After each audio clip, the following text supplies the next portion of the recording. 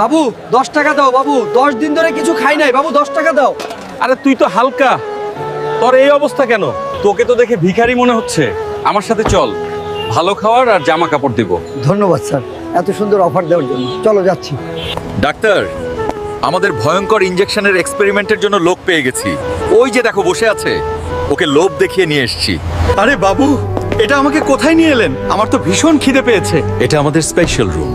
আমি অতিথিদের এই রুমেই আপ্যায়ন করি। চলো, তোমাকে খাবার দেব। ওই কাচের ভেতরে গিয়ে বসো।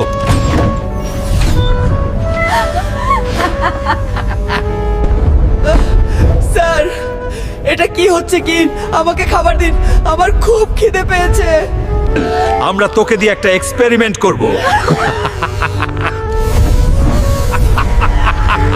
এখন তোকে বাঁচাতে কেউ লাইক ও সাবস্ক্রাইব করবে না, আর পার্ট 2ও চাইবে না।